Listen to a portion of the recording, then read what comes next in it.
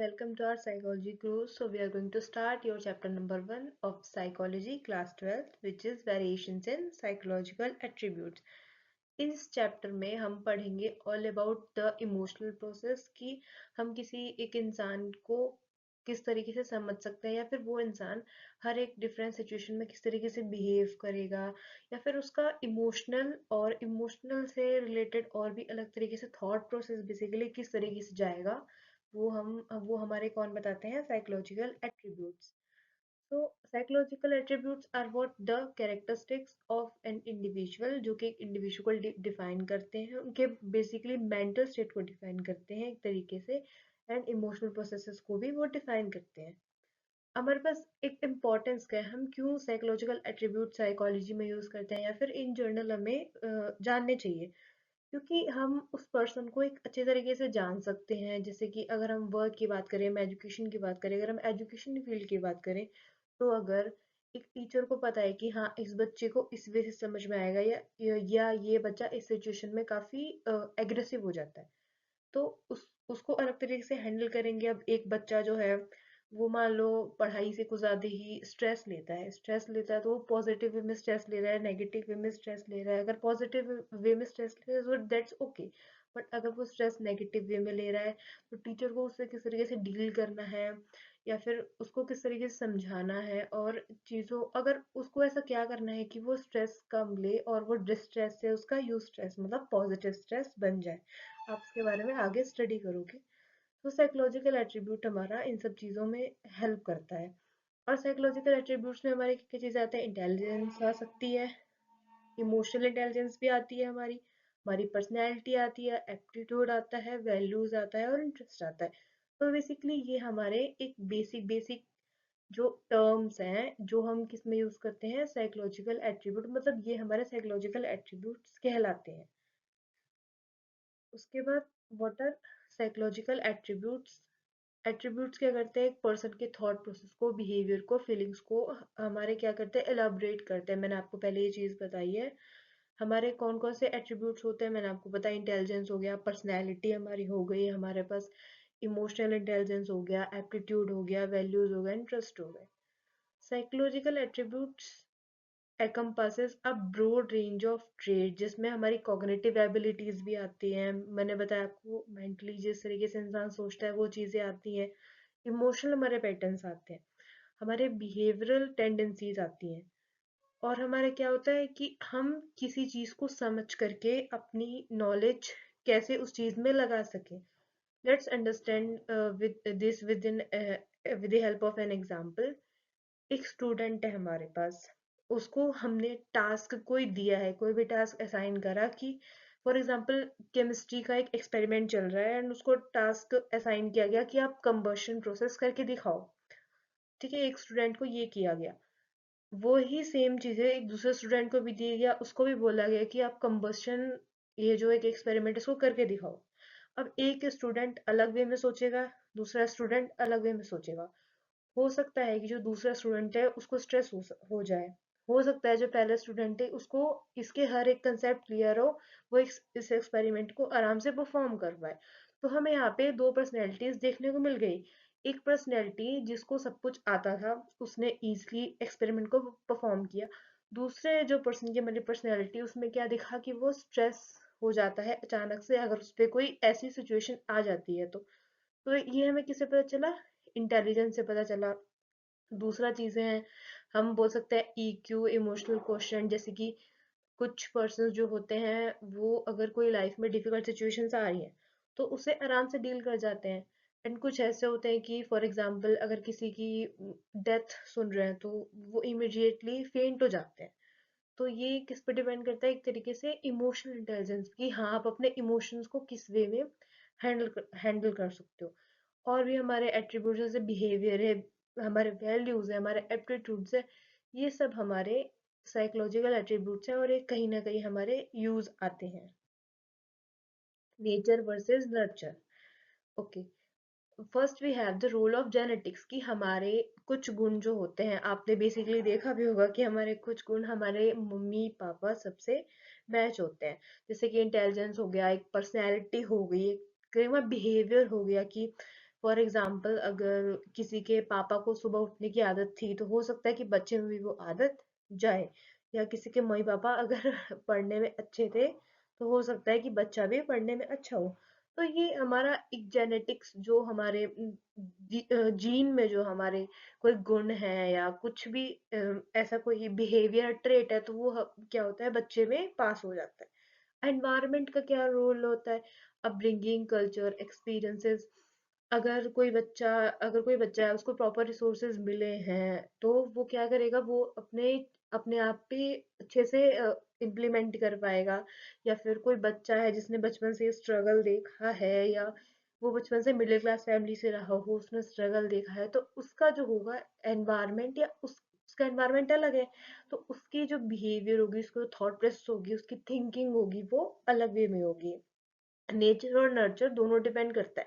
Nature is what, basically कि आपका genetically क्या पास है और आप अपने आप में क्या खुद से सीख रहे हो, that is what nature. Nurture is what is all about our environment, कि आप कौन से एरिया में रह रहे हो, आप कौन से कल्चर में रह रहे हो, आप किन किन लोगों से इंटरेक्ट कर रहे हो सकता है कि कुछ जो है वो कुछ बच्चे जो है वो मतलब अगर अच्छे स्कूल गए हैं, अच्छे स्कूल इन द सेंस कि उनको अच्छा स्कूल का माहौल मिला है, तो उनके एक्सपीरियंसेस अलग होंगे इंस्टेड ऑफ वो बच्चे जो स्कूल नहीं गए या स्कूल कम गए हैं उस वे में।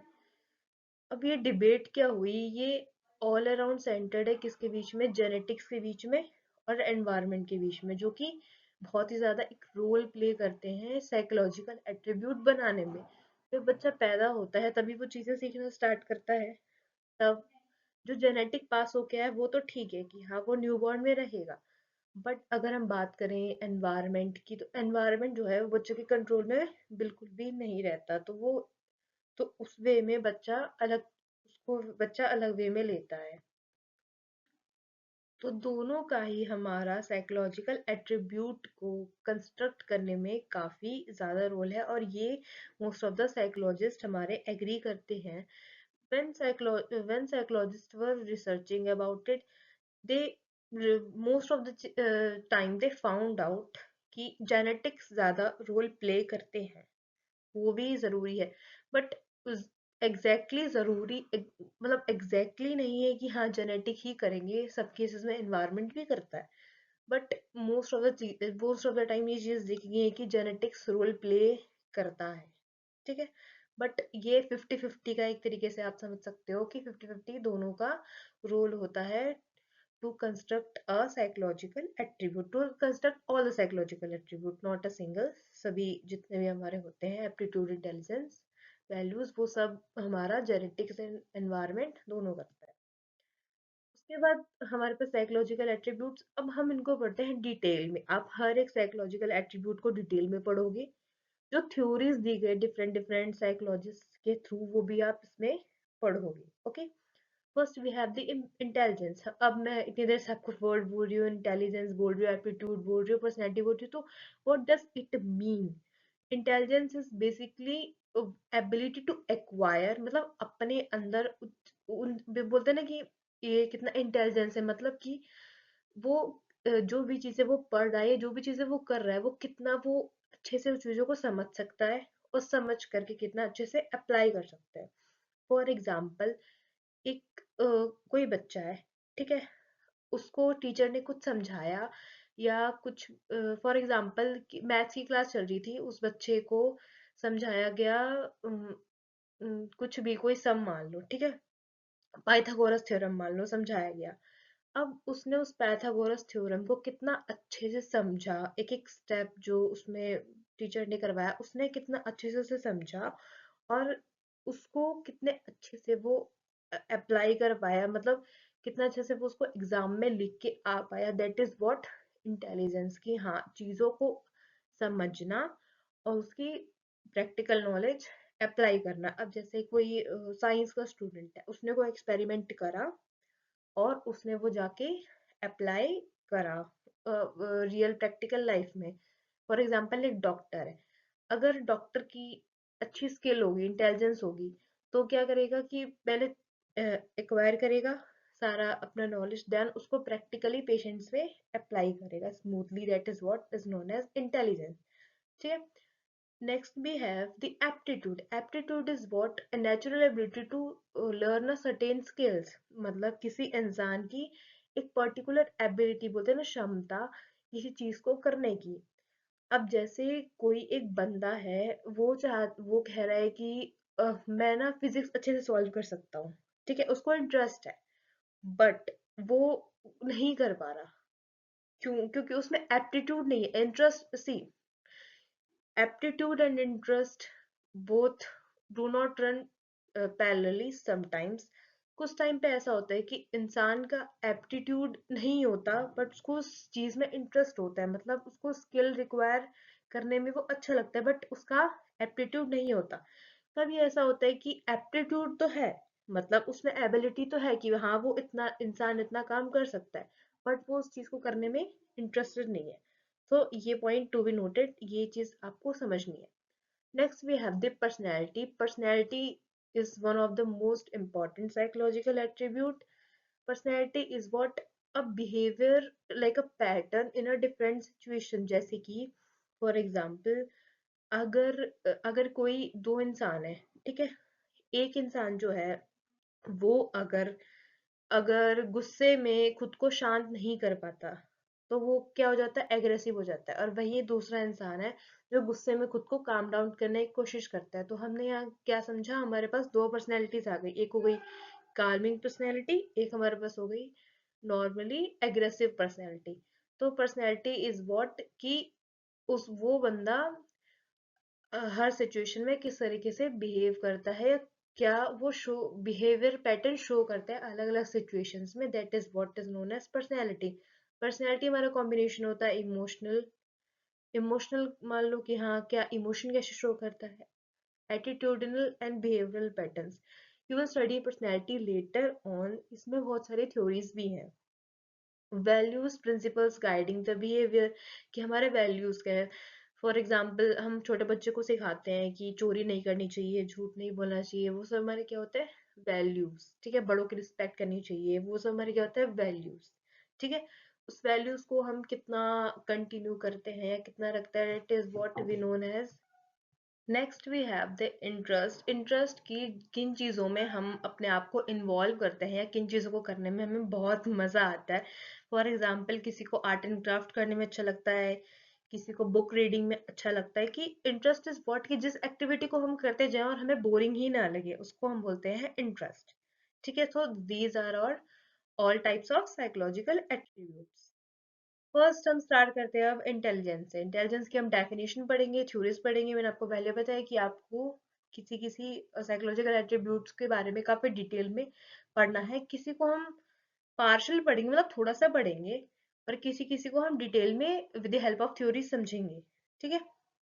अब intelligence is what? Ability to learn from experience, solve problems and adapt to the new situation, that is what intelligence। ठीक है, मैंने आपको पहले बताया इंटेलिजेंस क्या होता है कि हम किसी प्रॉब्लम कैसे सॉल्व कर सकते हैं, हम किसी एक सिचुएशन को किस तरीके से एनालाइज करके उसको प्रैक्टिकली हम उसको इम्प्लीमेंट कर सकते हैं, that is what we have the intelligence.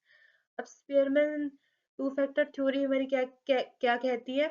ये कहती है कि we have the two factors, that is G general factor and S are the specific abilities. मतलब हम इंटेलिजेंस की थ्योरी में पहली जो थ्योरी पढ़ रहे हैं वो किसकी पढ़ रहे हैं? Spearman two factor. तो बेसिकली स्पेयरमैन ने कहा कि दो चीजों पे इंटेलिजेंस डिपेंड करती है। First is a general intelligence and second is the specific abilities. ठीक है, तो बेसिकली जो स्पेयरमैन की जी फैक्टर की थ्योरी है, उन्होंने वो ये कहा कि जो भी इंटेलिजेंस होती है ना, वो एक चीज जो होती है, मतलब ओवरऑल इंटेलिजेंस जो होती है वो एक चीजों पे डिपेंड करती है। मीन्स एक सिंगल जर्नल फैक्टर होता है जिसपे सारी कॉग्निटिव एबिलिटीज क्या होती है? डिपेंड होती है। बेसिकली उन्होंने एक ही फैक्टर बताया, एक फैक्टर होगा, उसके ऑल अराउंड जितनी भी कॉग्निटिव एबिलिटीज होगी हमारी, वो क्या होगी? अंडरलाई करेगी। ठीक है। Next we have this turn box. Triarchic theory में उन्होंने क्या बताया? Analytical, creative and practical intelligence. Analyse करना, कितने हम क्रिएटिव मतलब कितनी हम नई चीजों को सोच सकते हैं। और प्रैक्टिकल इंटेलिजेंस मतलब कोई भी हम थ्योरी पढ़ के या किसी भी सिचुएशन में हम किस तरीके प्रैक्टिकली सोच सकते हैं, वो हमारा किसने बताया? स्टर्नबर्ग ने। उसके बाद है हमारा थ्रस्टन्स प्राइमरी मेंटल एबिलिटीज। इन्होंने मेंटल एबिलिटीज डिफाइन किया एंड उन्होंने ये बोला कि इंटेलिजेंस जो है वो एक सिंगल फैक्टर पे नहीं होती या फिर एक सिंगल एबिलिटी नहीं होती। तो हमारे स्टेटमेंट ने क्या बोला कि एक एबिलिटी होती है जिसके इर्द गिर्द सारी कॉग्निटिव एबिलिटीज क्या होती है? अंडरलाई करते हैं। पर थर्स्टन ने जस्ट उसका अपोजिट बोला। उसने बोला कि जितनी हमारी मेंटल एबिलिटीज होती हैं वो हमारी सात कॉम्प्रिहेंसिव चीजों में डिवाइडेड है। बेसिकली मेंटल एबिलिटीज हमारी 7 चीजों पर डिपेंड करती हैं और जो हमारी इंटेलिजेंस होती है वो एक सिंगल जनरल फैक्टर पे डिपेंड नहीं करती। Next we have another theories of intelligence जो कि हमारे किस में काम आती हैं? आईक्यू मेजर करने में और भी चीजों में। ठीक है, intelligent quotient. IQ is intelligent quotient. हम स्टार्ट करते हैं स्टर्नबर्ग टायर्किक थ्योरी से, जो हमने पीछे पढ़ा था। हमने पढ़ा था कि 3 चीजों से कॉम्प्रोमाइज करती है: analytical, creative and practical knowledge implementation abilities. मैंने आपको पहले ही बताया कि एनालाइज करना मतलब कि किसी भी प्रॉब्लम को, सिचुएशन को अच्छे से एनालाइज कर पाना। क्रिएटिविटी का मतलब नई चीजों को इवॉल्व करना या नई चीजें बनाना और किसी सिचुएशन से किस तरीके से स्मार्ट वे में निकला जाए, दैट इज वो भी हमारी किस में इंक्लूड होता है? क्रिएटिविटी में। एंड प्रैक्टिकल मीन्स कि उस सिचुएशन को प्रैक्टिकली सोचना या खुद को अडाप्ट कर लेना उस सिचुएशन के according, that is what we known as the practical knowledge. Okay, next we have the Cattell's theory. Cattell हमारे कहते हैं कि इंटेलिजेंस जो होती है वो 2 चीजों से बेस्ड होती है। First is the fluid intelligence, second is crystallised intelligence. Fluid intelligence हमारी वो होती है जिसमें कि हम बड़ी बड़ी प्रॉब्लम्स को कैसे सॉल्व कर सकते हैं। हमने ये स्टनबर्ग में भी समझा। एंड क्रिस्टलाइज इंटेलिजेंस हमारी वो होती है कि हम नॉलेज को किस तरीके से यूज करते हैं जो कि हमने पास्ट में सीखी है। बेसिकली हम अपने पास्ट एक्सपीरियंसेस से सीख करके अपनी प्रॉब्लम को किस तरीके से सॉल्व करते हैं या किसी भी सिचुएशन को कैसे हैंडल करते हैं, that is what is the crystallised intelligence. उसके बाद we have the Gardner's multiple intelligences. इन्होंने एक थ्योरी प्रपोज करी इंटेलिजेंस की जिसमें उन्होंने कहा कि intelligence is not a single ability but rather the combination of multiple intelligences. मतलब कि मल्टीपल चीजों को मिला के हमारा इंटेलिजेंसेस बनता है। वो हमारी मल्टीपल चीजें क्या है? Linguistic, logical, mathematical, spatial, musical, bodily kinaesthetic, interpersonal and intrapersonal and naturalistic.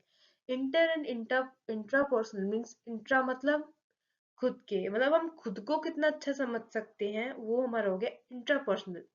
Interpersonal मतलब कि दो इंसान एक दूसरे को कैसे समझ सकते हैं। आप इसे ऐसे समझ सकते हो जैसे हम वर्ड बोलते हैं इंटरव्यू। इंटरव्यू मतलब दो पर्सन के बीच में, कौन वो, या दो पर्सन के बीच में कुछ भी किसी भी चीज को लेकर discussion, debate, anything, that is what interview, interpersonal. तो आप इस वर्ड से ऐसे इसको याद रख सकते हो। नेक्स्ट वी हैव कि और भी हमारी चीजें थ्योरी ऑफ इंटेलिजेंस में क्या क्या आ सकता है। IQ, intelligent question, traditional measure of the intelligence, ये आपको मैंने पहले बता दिया। इमोशनल इंटेलिजेंस, ईआई, कि हम अपने इमोशंस को कैसे मैनेज कर सकते हैं। Creativity, produce noble and valuable ideas, नई चीजों को कैसे हम क्रिएट कर सकते हैं, बना सकते हैं प्रेजेंट चीजों को यूज कर, या बेसिकली यूटिलाइजेशन ऑफ रिसोर्सेज या utilisation of our previous experiences आप बोल सकते हो एक तरीके से। वो हमारी किस में इंक्लूड होती है? एक तरीके से क्रिएटिविटी में। प्रैक्टिकल इंटेलिजेंस की मतलब स्ट्रेस स्मार्ट्स हो गया, कॉमन सेंस हो गया, या हम किस तरीके से एक पर्टिकुलर अगर कोई सिचुएशन चल रही है, कुछ भी हो रहा है, तो हम कैसे मैनेज कर सकते हैं या कर रहे हैं, that is what we known as the practical intelligence. Next we have the aptitude. Aptitude हमारा क्या हो गया? Aptitude is the an individual potential to learn और develop a proficiency in a certain area.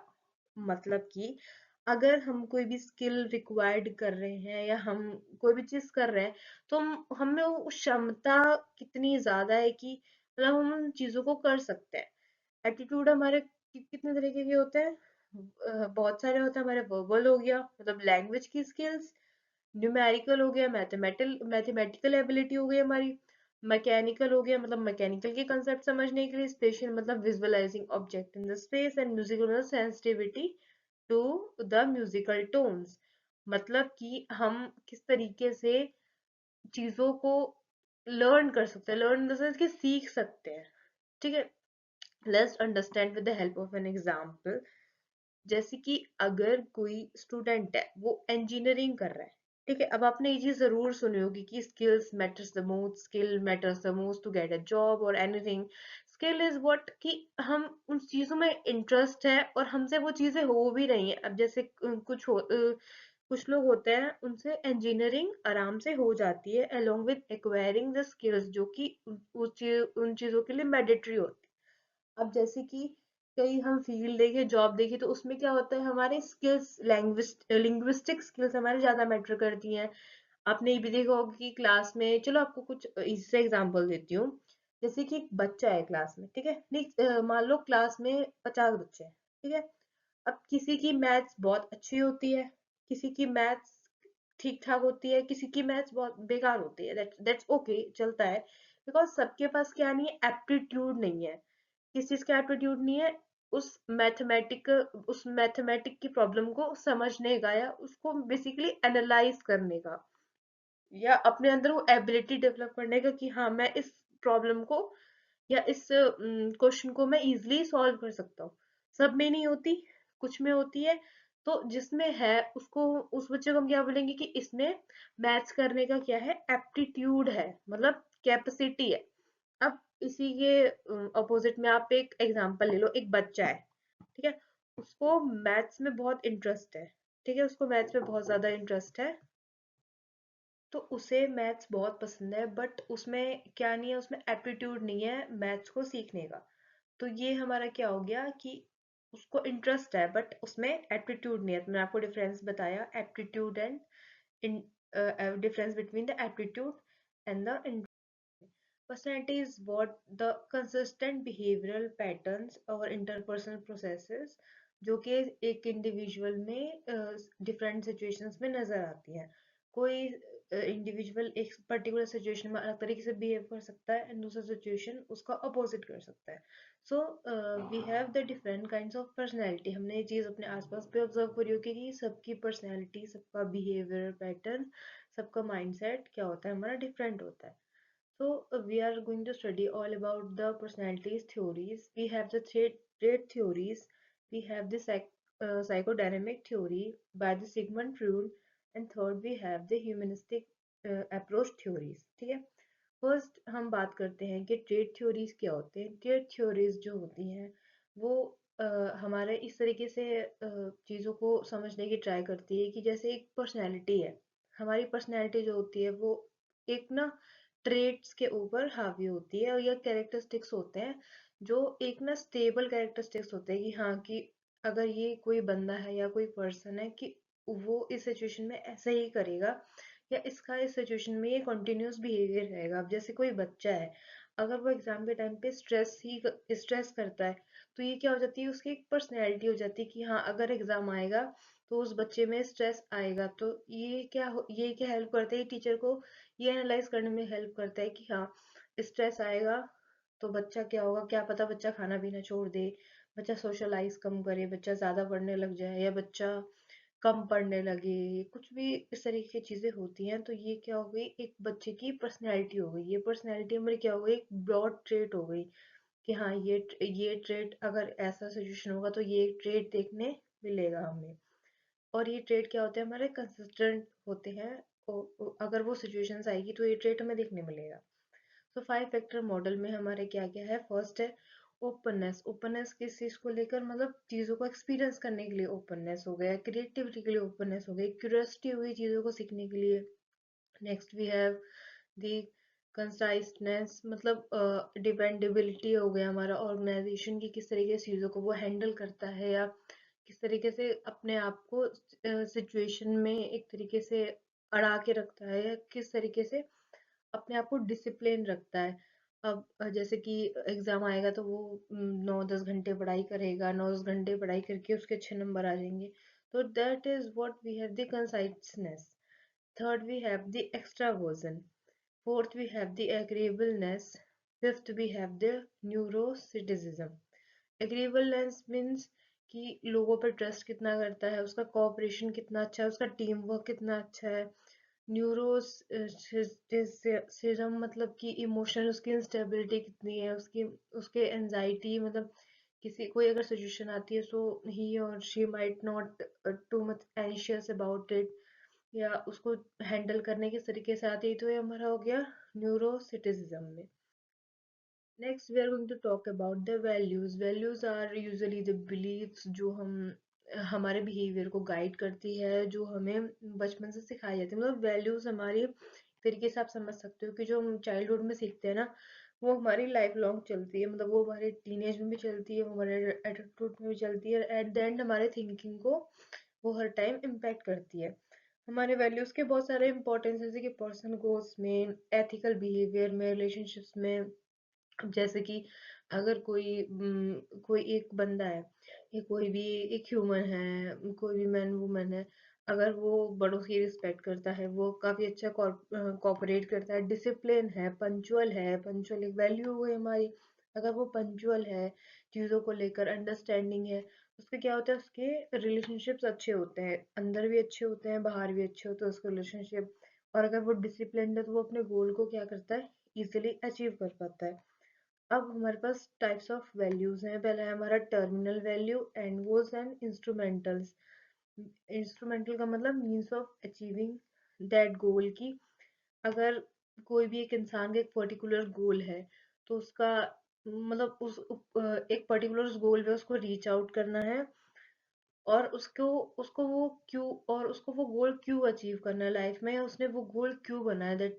और वो सब हमारी किससे चीजें इम्पैक्ट करती है, हमारी वैल्यू से चीजें इम्पैक्ट करती है। टर्मिनल जो हमारी वैल्यूज होती है वो हमारे बेसिकली, अगर कोई भी एक इंसान है, अगर वो अपने गोल के ऊपर काम कर रहा है या उस गोल को अचीव करना चाहते हैं, जैसे कि पीपल हैव द गोल कि हमें लाइफ में ये करना है, हमें लाइफ में वो करना है, तो वो क्या करते हैं, एक लॉन्ग टर्म ऑब्जेक्टिव लेके चलते हैं कि हाँ, अगर मैंने फॉर एग्जांपल मैंने सोचा है कि मैं घर ले लूंगा, तो मैं घर ले लूंगा तो मेरे को क्या आएगा, उस गोल को अचीव करके क्या आएगा अंदर से? खुशी आएगी, सेल्फ प्राउड आएगा, एक सेल्फ सेटिस्फेक्शन आएगा, ठीक है, दूसरे मेरे रिस्पेक्ट करेंगे। सो ये हमारे क्या हो गए, टर्मिनल वैल्यूज।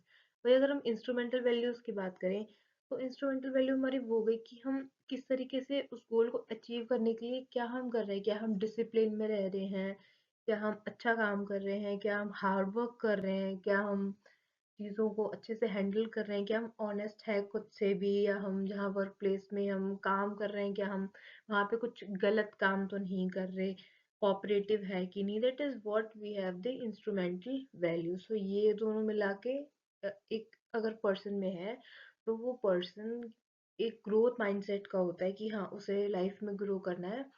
और ये ऐसा भी नहीं होता कि हाँ, मैं दूसरों को नुकसान पहुंचाऊं, या दूसरों के साथ कुछ बुरा करके मैं अपनी लाइफ में कुछ अचीव करूँ। ये भी उस उनमें देखने नहीं मिलता है। इम्पोर्टेंस ऑफ वैल्यूज, क्या इम्पोर्टेंस है?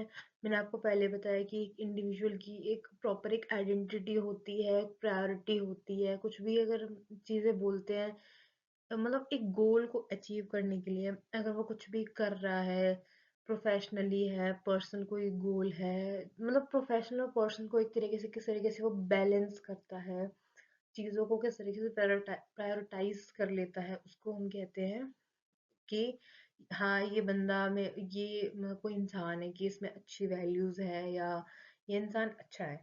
So this is what the role of the values. Next we have the interest. Interest मैंने आपको पहले बताया कि किस चीज़ को अगर हमें करने में अच्छा लगता है, या उस चीज़ को करने में हमें मज़ा आ रहा है, तो हमारा क्या होता है, इंटरेस्ट होता है, मतलब हम बिना बोर हुए उस चीज़ को अगर लगातार कर रहे हैं तो हमें उस चीज़ में इंटरेस्ट है। तो प्रेफरेंसेस फॉर सर्टेन सब्जेक्ट्स और एक्टिविटी कुछ भी हो सकता है, आप कोई एक्टिविटी है, स्पोर्ट्स है, कोई भी चीज़ है, अगर आपको वो चीज़ करने में अच्छी लगती है आप लॉन्ग टर्म तक उसको कर सकते हो, वो हमारा होता है इंटरेस्ट। वोकेशनल इंटरेस्ट हो गए, वोकेशनल इंटरेस्ट हमारे कौन से हो गए, रिलेटेड टू द करियर, कि हाँ मुझे इसमें करियर बनाना है, मुझे इस चीज़ में। रिक्रिएशनल हो गए हमारे हॉबीज या लेशर एक्टिविटीज हमारे हो गए। एकेडमिक इंटरेस्ट मतलब subject of the study one enjoys, कोई भी सब्जेक्ट, किसी को मैथ्स करना पसंद है, किसी को जर्नल नॉलेज करना पसंद है, किसी को कुछ भी, किसी को स्पोर्ट्स पसंद हो सकता है। तो ये हमारे क्या हो गए, इंटरेस्ट हो गए। अब इंटरेस्ट को मेजर कैसे करें, स्ट्रॉन्ग इंटरेस्ट इन्वेंट्री SII, ये हमारा होता है कि ये इंटरेस्ट को मैच करता है किससे, पोटेंशियल कैरियर पाथ से। मतलब अगर कोई बंदा किसी पर्टिकुलर करियर में इंटरेस्ट है तो क्या उसमें उतनी पोटेंशियल है कि हाँ वो उस करियर को परस्यू कर सके। इसके बाद है हमारा क्यूडर प्रेफरेंस रिकॉर्ड, जो कि हमारे हेल्प करता है एक्सप्लोर करने के लिए different occupational field, basically work field में एक तरीके से आप मान लो कि इंटरेस्ट को मेजर करता है। उसके बाद एप्लीकेशंस हमारे क्या क्या हो सकते हैं, करियर गाइडेंस में, एजुकेशन काउंसलिंग में। आपने आजकल देखा होगा कि बहुत सारे एजुकेशनल साइकोलॉजिस्ट जो हैं वो एक तरीके से मेजर मेजर करके बताते हैं कि हाँ अगर आपका इस साइड में इंटरेस्ट है तो आपका क्या एप्टीट्यूड नहीं है, अगर आपका एप्टीट्यूड है तो आप क्या चीज़ें आपको एग्जैक्टली करनी चाहिए, कि हाँ आपका इसमें इंटरेस्ट है, आपको इस लाइन में जाना चाहिए, या आपके लिए ये करियर पाथ ज़्यादा बेटर रहेगा, इसमें आपको मतलब एक तरीके से मन भी लगा रहेगा, इंटरेस्ट रहेगा, इंटरेस्ट, हम इंटरेस्ट मेजरमेंट ऑफ इंटरेस्ट की बात करें, आपका इसमें इंटरेस्ट भी लगा रहेगा। सो ये हमारा हो गया एप्लीकेशन टाइप्स, मैंने आपको बता दिए। वोकेशनल होता है जो कि प्रोफेशनल हो गया हमारा। रिक्रिएशनल हमारी इंक्लूड हो गई हॉबी, स्पोर्ट्स हो गया, रीडिंग हो गया, म्यूजिक हो गया, किसी को म्यूजिक में इंटरेस्ट हो सकता है। एकेडमिक्स में हमारा हो गया कि सब्जेक्ट को, एक पर्टिकुलर सब्जेक्ट को लेकर अगर कोई रिसर्च में जाना चाहता है या कोई एक पर्टिकुलर सब्जेक्ट को लेके कुछ भी करना चाहता है या कुछ लेबोरेटरी अपनी सेटअप करना चाहता है, ये हमारा हो गया academic interest. Next we have the emotional intelligence. Emotional intelligence हमारा क्या होता है कि हम अपने इमोशंस को कैसे मैनेज करते हैं और दूसरों को भी अपने इमोशंस के थ्रू, मतलब अपने इमोशंस के थ्रू किस तरीके से लोग को कन्विंस करते हैं या उनके इमोशंस को किस तरीके से समझते हैं, वो हमारा होता है इमोशनल इंटेलिजेंस। एक हमारा होता है इंटेलिजेंस, नॉर्मल इंटेलिजेंस, एक हो गया हमारा इमोशनल इंटेलिजेंस, ठीक है।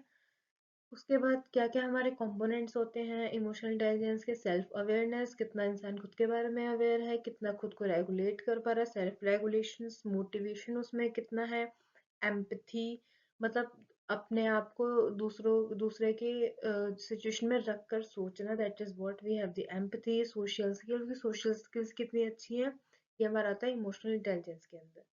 इम्पोर्टेंस क्या हो गया, सेल्फ अवेयरनेस, अगर पता होगा कि खुद के बारे में पता होगा कि हाँ कि मैं इस सिचुएशन में ऐसे रिएक्ट करता हूँ, मुझे इस तरीके से रिएक्ट नहीं करना चाहिए, मैं यहाँ पे ज्यादा गुस्सा हो जाता हूँ या मैं यहाँ पे ज्यादा कुछ कह देता हूँ, मुझे यहाँ पे इतना नहीं कहना चाहिए, होगा हमारा सेल्फ अवेयरनेस।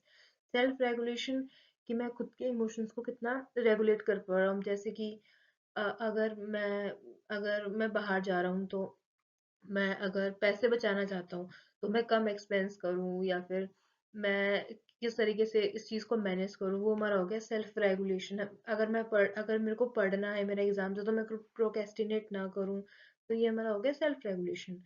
मोटिवेशन, मोटिवेशन तो आपको पता ही है कि किस तरीके से खुद को आप मोटिवेट रख सकते हो। सेल्फ रिवॉर्डिंग मेथड्स होते हैं कि अगर मैंने 4 घंटे पढ़ाई करी तो मैं 2 घंटा गेम खेलूंगा, कि अगर मैं 4 घंटे पढ़ाई मैंने नहीं करी तो मैं 2 घंटा मैं गेम नहीं खेलूंगा। ये हमारा क्या हो गया, एक तरीके से motivation.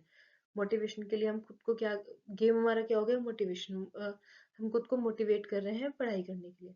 Next we have the empathy to share. Empathy मैंने आपको बता दिया कि दूसरों के कंडीशन में खुद को रख के देखना फिर सोचना, वो हमारा हो गया एम्पैथी। सोशल स्किल, की हम अगर किसी से मिलने जा रहे हैं, किस तरीके से बात कर रहे हैं, क्या हमारा फर्स्ट इंप्रेशन है उनके सामने, हम किस तरीके से बात कर रहे हैं, हम पोलाइट है कि नहीं है, हम ऑनेस्ट है कि नहीं है, हमारी हो गई सोशल स्किल्स।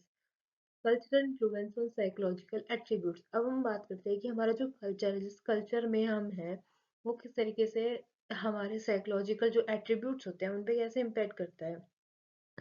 कल्चर में हमारे वेरिएशंस होते हैं, ट्रेड्स होते हैं, अलग अलग बिहेवियर्स होते हैं। अब जैसे मैं आपको एग्जांपल दूं, तो south Indian north Indian cultures are totally different, okay. और अगर मैं बात करूं कि वेस्ट का कल्चर अलग है, इंडियन कल्चर अलग है, तो ये हमारा क्या होगा, डिफरेंट डिफरेंट कल्चर में वेरिएशंस होते हैं। अब जैसे आपको एक एग्जांपल दूं, तो सिखिज्म में माना जाता है कि हमें चीजें दान पुण्य करनी चाहिए, तो ये क्या हो गया, कल्चरल इम्पैक्ट हो गया। एग्जाम्पल हो गया ईस्टर्न वर्सेस वेस्टर्न कल्चर, मैंने आपको बताया ग्लोबलाइजेशन का इम्पैक्ट हो गया कि इंडिया में भी जो है वेस्टर्न कल्चर आ रहा है, इंडिया से कुछ इंडिया का जो कल्चर है वो थोड़े वेस्टर्न में भी फेमस हो रहा है। इंटेलिजेंस क्या होगा, डिफरेंट कल्चर में value different types of intelligence, हाँ कर अलग अलग कल्चर होते हैं वो अलग अलग अलग अलग इंटेलिजेंस को, मतलब इंटेलिजेंस के बेस पे मानते हैं। जैसे कि कुछ जो कल्चर होते हैं वो प्रैक्टिकल प्रॉब्लम सॉल्विंग को मानते हैं, और एकेडमिक नॉलेज, जैसे कुछ के पेरेंट्स होते हैं, कुछ के पेरेंट्स ये बोलते हैं कि नहीं आपको अच्छे मार्क्स लाने हैं, आप तभी पढ़ने में अच्छे हो। बट अगर दूसरे साइड हम देखें, दूसरे वेस्टर्न कल्चर के पेरेंट्स है, तो वो क्या बोलते हैं कि आप स्किल पे फोकस करो, आप अपना नॉर्मल जॉब करो, तभी आप एक इंटेलिजेंस पर्सन हो। तो ये हमारे क्या होगा, दो दो क्राइटेरिया हो गए अलग अलग, इंडियन पेरेंट्स के अलग एंड वेस्टर्न पेरेंट्स के अलग। पर्सनैलिटी काफ़ी मैंने आपको बता दिया, पूरा आपको एग्जांपल दिया कि किस तरीके से पर्सनैलिटी शेप होती है according to the culture. Culture background can influence the personal traits, काफ़ी इन्फ्लुएंस करती है। फॉर एग्जांपल कि अगर कोई बच्चा स्लम एरिया में है तो उसकी पर्सनैलिटी अलग होगी, कि और जो बंदा सिटी एरिया में उसकी पर्सनैलिटी अलग वे में शेप होगी। इमोशनल एक्सप्रेशन की आप किस तरीके से अपने इमोशन को एक्सप्रेस करते हो, या आप एग्रेसिव हो जाते हो, या आप चिल्ला के अपने इमोशंस को बताते हो कि हाँ मैं गुस्से में हूँ, या मेरे को, क्या आप कामली अपने पॉइंट ऑफ व्यू रखते हो, वो हमारा क्या होगा, इमोशनल एक्सप्रेशन। और किस तरीके से दूसरों के इमोशन को परसीव करते हो, किस तरीके से दूसरों को समझते हो गया emotional expression. Applications of understanding psychological attributes, हमने पढ़ लिया सब कुछ की साइकोलॉजिकल एट्रीब्यूट्स की थ्योरी पढ़ ली, हमने डेफिनेशंस पढ़ ली, हम इसके एप्लीकेशंस क्या क्या है, कि हम साइकोलॉजिकल एट्रीब्यूट्स को अपनी रियल लाइफ में प्रैक्टिकली कैसे यूज कर सकते हैं। First we have the education, education में टीचर्स ऑफ कोर्स यूज करेंगे इंस्ट्रक्शन देने के लिए। एजुकेशन विद स्पेशल नीड्स, अगर किसी स्टूडेंट को कोई प्रॉब्लम है या कुछ भी है तो वो एड्रेस इजिली हो पाएगी। वर्क प्लेस में, जॉब प्लेसमेंट में, टीम डायनामिक्स में, लीडरशिप डेवलपमेंट में, मतलब वर्क प्लेस में अगर किसी एम्प्लॉय का एप्टीट्यूड है या इंटरेस्ट इंटरेस्ट अलग है, तो हम पहले उसको ट्रेनिंग देंगे, फिर उसको देन उस टीम में काम करने के लिए डालेंगे कि हाँ इस टीम में काम करो, उससे क्या होगा, उसका मोटिवेशन कंटिन्यू रहेगा at the work place. Personal life में तो आपको पता ही है काफ़ी ज़्यादा यूजेज है, जैसे कि एक चाइल्ड जो है, अगर वो किसी पर्टिकुलर एरिया या पर्टिकुलर फील्ड में उसको जाना है या इंटरेस्टेड है, तो उसको भी आइडेंटिफाई करने में हेल्प करता है साइकोलॉजिकल एट्रीब्यूट्स। और बहुत सारे हमने आपस में भी देखा होगा, अगर हम अपने आसपास देखें तो हम अगर अपने फ्रेंड को अंडरस्टैंड कर रहे हैं, अगर हम अपने मम्मी पापा के पॉइंट ऑफ व्यू को अंडरस्टैंड कर रहे हैं, या किसी को भी अगर हम दूसरे को अंडरस्टैंड करने की कोशिश कर रहे हैं, तो हम फाइंड आउट करते हैं कि हाँ कि इसमें ये चीज़ है, हाँ ये इतना इसमें अच्छा कर सकता है। तो ये काफ़ी ज़्यादा बेनिफिट्स हमारे होते हैं किसके, साइकोलॉजिकल एट्रीब्यूट्स के, ये हो गया।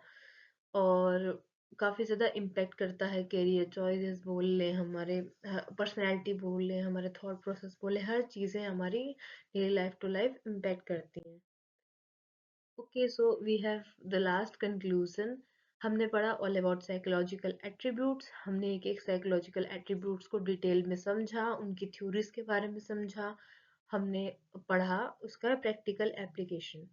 सो आज के लिए इतना ही। Until live love and learn psychology with C spray. Thank you.